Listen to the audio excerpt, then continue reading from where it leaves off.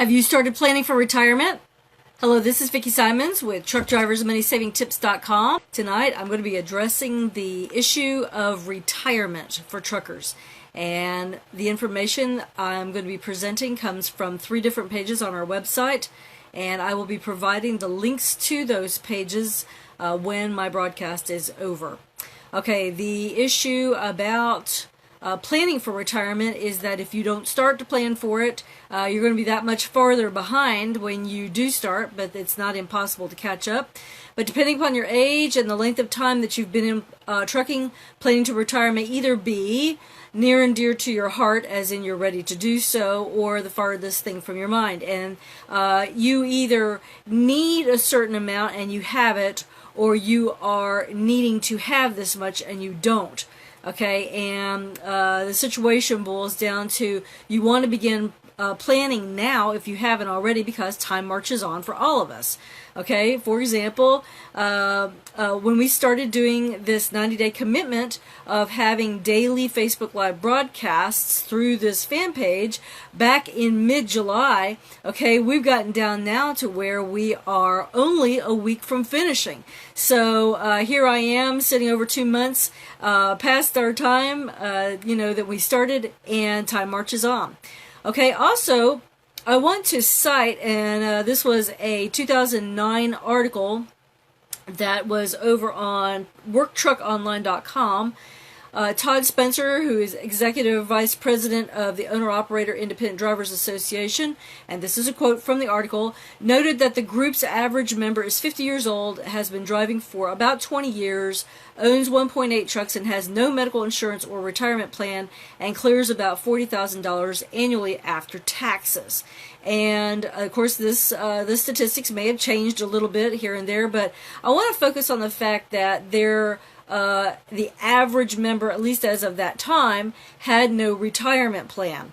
Okay, now OOIDA, Owner Operators Independent Drivers Association, they provide some information for you to be able to set a retirement plan in place.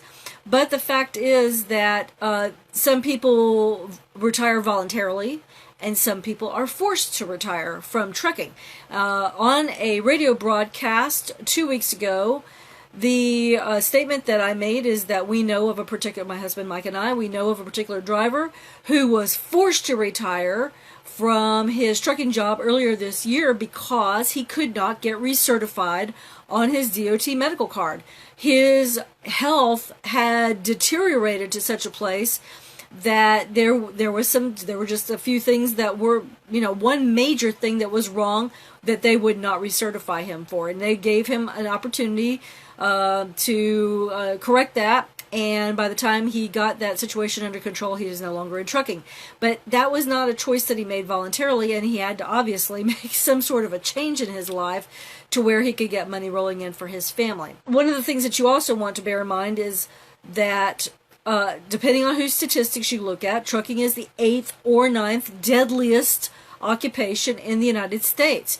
And, whether you plan for retirement from trucking on your own or whether you're forced through death, okay, you're going to need to put in place something for your family. Okay, so that is something you want to consider.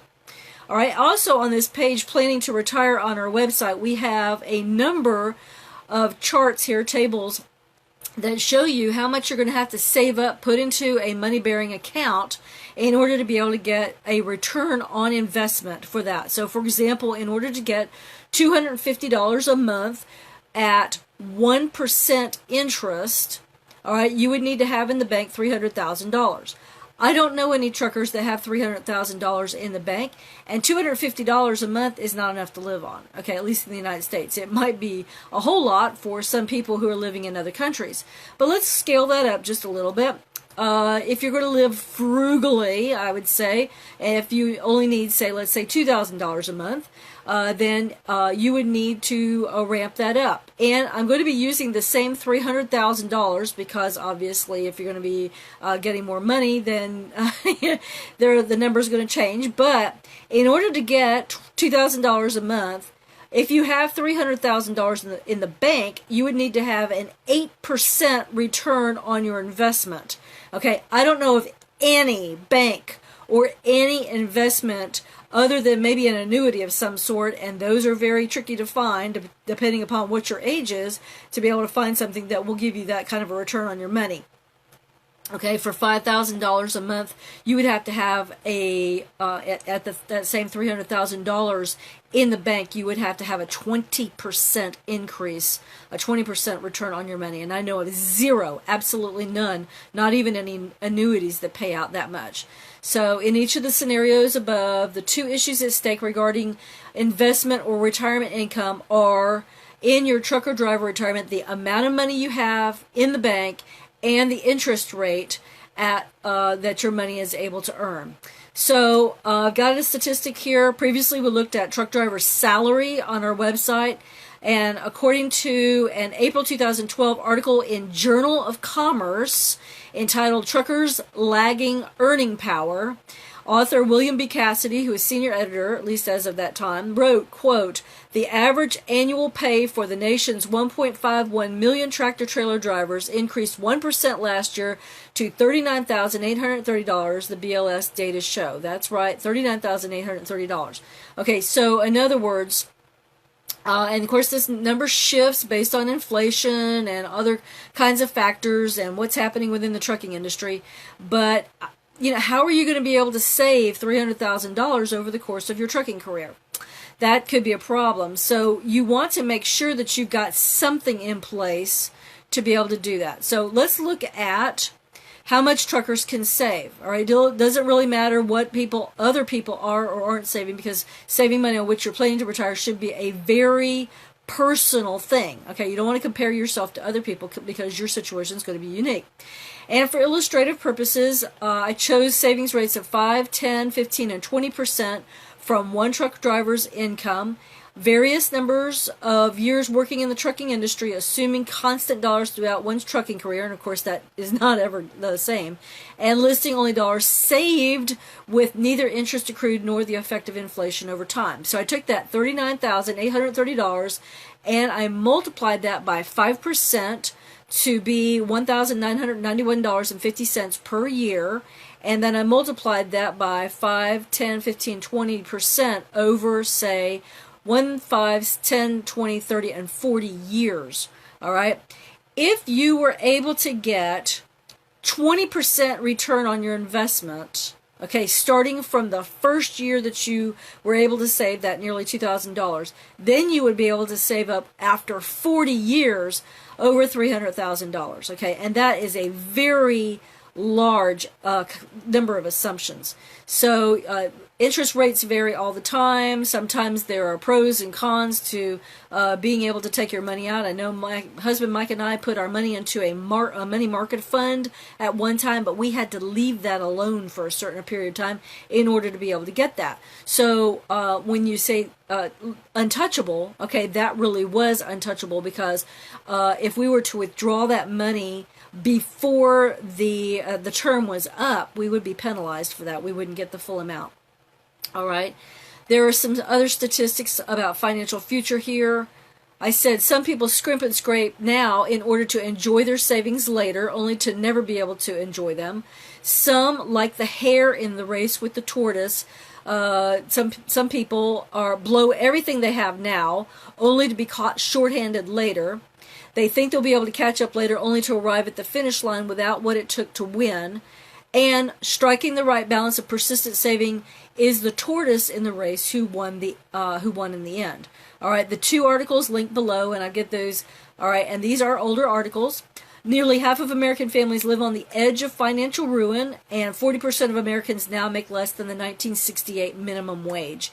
And I've got more on here that I won't go into, but the thing is, I'm going to encourage you to start thinking about your retirement now. That being said, let me interject one little thought, and then I'll get on to the situation about being forced to retire and the future of Social Security. It is the case where drivers are required to, they have to have a 10-hour rest break when they're on duty. Okay, the situation, they have to have that during that 24-hour period of time. All right, right now, according to the hours of service, you have to have 10 hours of rest break for every 24 hours. There's a 14-hour window in which you can work. All right, on your off-duty hours, and I said off-duty hours, all right, you may or may not be able to start a second income. And we talk about that through the e-course that I wrote, the Second Income for Truckers e-course. And we've got more about that on our website if you want to explore that.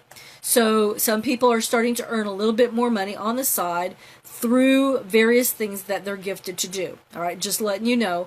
When my husband Mike and I were at one of the truckers conventions, the Trucker Social Media Convention, and it's been probably 3 years ago now, one of the ladies who was a full-time trucker at that point said that she was making money every month doing something on the side. So just to let you know that it does happen. All right, let me go over here to forced to retire.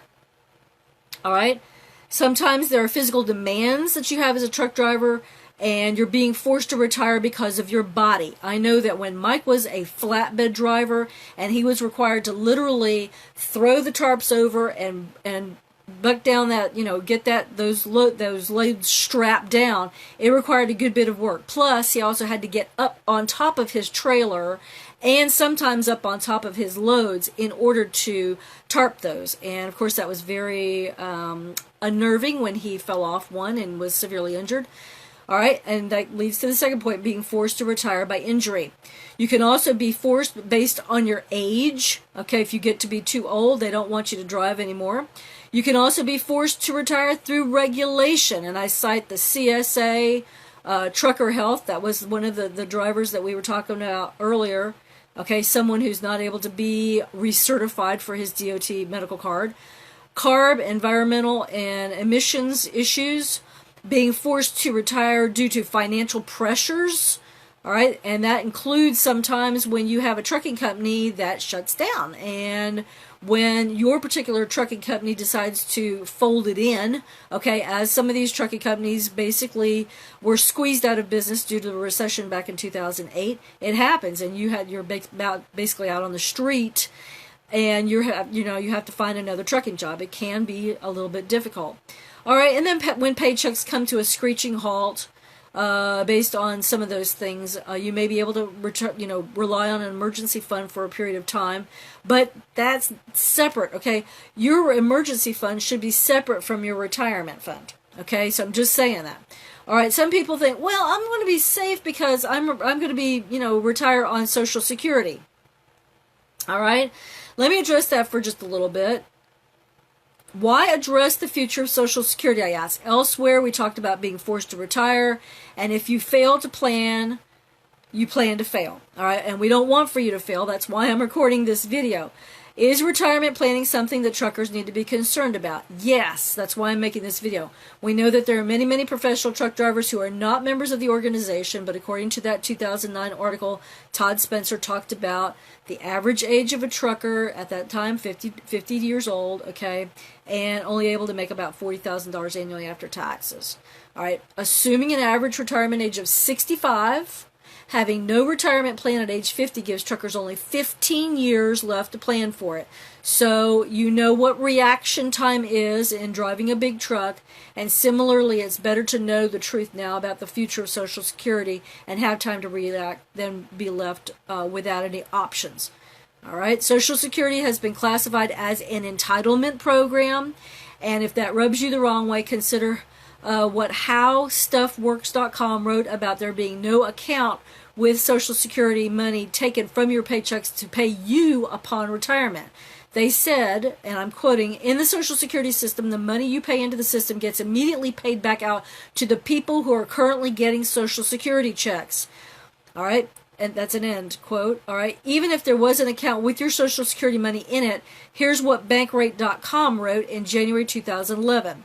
No matter how much you pay into the system, whether you earn the average wage over time, $43,100 in 2010 dollars, or if you're in a two-income household where one earns a high wage and the other earns an average wage, you get back substantially more than you pay in. According to Wikipedia, the very first Social Security recipient, Ida Mae Fuller of Vermont, paid just $44 in Social Security taxes, but the long-lived Mrs. Fuller collected $20,993 in benefits. Where did she get that money? Obviously from others who are paying into the system. And I think you understand where I'm coming with this, okay? When you pay that money in and someone else is getting the dollars that you paid in, there may or may not be any money left for you when you retire, especially depending upon how careless the U.S. government is about how they put this so-called lockbox on your Social Security funds. All right, and I've got a lot more on this page that I will not go into, but one of the things I want to mention here is: are you familiar with the meaning of the word picture, putting all one's eggs in one basket? Okay, I hope you are, because if you accidentally drop the basket, okay, the eggs are going to crack and you're not going to have anything to retire on. Okay, if Social Security goes away before you retire and you've been planning on Social Security as your retirement fund, you're going to be up the creek without a paddle. And on one of these pages, I talk about how it could put you in a system or some sort of a position of dependency. And when someone is dependent, all sorts of unpleasant things can happen. All right, and that's not where you want to be. All right, so if you don't have a budget, and I'm going to the Money Saving Tips on Planning to Retire page, if you don't have a budget, learn the benefits of developing your customized spending guide. If you're in debt, do all that you can in your power to break free. In other words, pay off what you owe. And I'm talking about everything. Pay off your house, pay off your truck, pay off your any sort of a student loan or trucking loans, pay off your credit cards, do everything in your power to break free from debt. If you're not in the habit of saving money, start, even if it's just $5 per week. Develop the discipline. Look for savings, especially through ways of not losing money. Seek to simplify your life if you can. Remember your goals, and we talked about goal setting. And I asked, do you have items that you no longer need? Or use or plan to use. Assuming the market's right for such sales, why not sell them? Okay, and you can get your home support team member or someone that you trust to sell some of these things for you, and hopefully you'll get a good return on your dollar depending upon what it is that you're selling. If you own your own truck, consider investing in aerodynamic improvements to help you reduce air resistance and therefore save fuel. Also calculate the long-term savings that you could reap from installing an APU on your truck. And remember, an APU is not one of these set it and forget it things. It also needs maintenance just like your truck does. And while you're planning to retire, it could be worth your time to consider having that second income that I referred to earlier. All right, and let me also mention, since I don't see any comments or questions coming in right now, if you haven't started planning for retirement now, no matter how old you are, I'm going to encourage you to start. Okay? The people who have the best shot of being prepared are the ones who make the long-range plan. Okay, now, that being said, there are a lot of things that can happen to one's nest egg, if you will. Okay, and one of those is high medical bills. All right, if you do not have health insurance in place, and I'm going back to this quote from OOIDA, if you do not have medical insurance in place, you could be wiped out financially. All right, so you want to make sure that you have something to be able to help you, only if it's for catastrophic health needs. All right, if you have any questions about this, please feel free to get in touch with me or my husband through TruckDriversMoneySavingTips.com. You can leave a comment below. If you've gotten value from this, please feel free to like it, give hearts, shares, and primarily, we want to be able to help professional truck drivers be prepared. That's what all these videos have been for, and that's why I'm trying to help you. Planning on retiring from trucking one day, trucker? All right, some people, they love trucking so much they don't ever plan to quit. Okay, and that's fine for those who don't. But there are those who, they don't plan to quit, but they're forced to quit. So don't let it catch you by surprise. Let me know what your situation is, if you care to share it. If you have something valuable, some sort of a tip, feel free to share that as well through our website. Or we have our Trucker Savings app on the Google Play Store. If you happen to have an Android device, feel free to download that and send us a little a tip through our Trucker Savings app. We would appreciate that. Okay, this is Vicki Simons with TruckDriversMoneySavingTips.com. On behalf of my husband Mike and I, we wish you safe travels and lots of money-saving opportunities on the road. Have a great night, drivers. Thanks.